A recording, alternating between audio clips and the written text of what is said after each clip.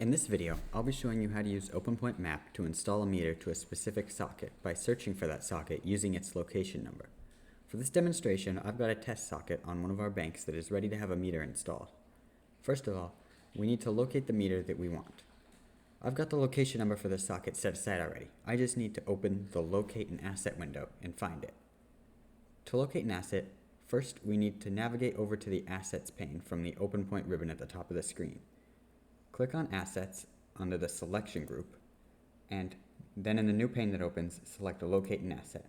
This will open a new drop-down asking us to choose which asset type we're looking for. Since I want a meter socket, we're going to select Electric Meter Socket and click Find Asset. Here we have a list of all sockets. We can see location number, electric meter number, station number, and position. We can either scroll through the list to find the asset we're looking for, or we can use the search function.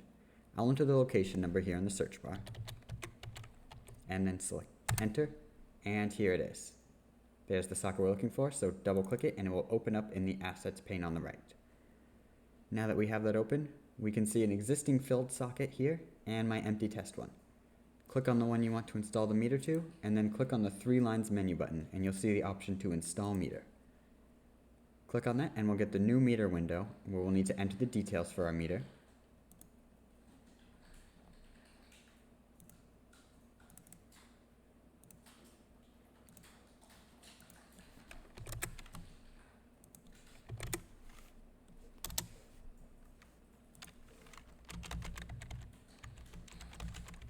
And once you have the details entered, go ahead and click Create. And there we are. Now we have our meter filled out and installed to the correct socket.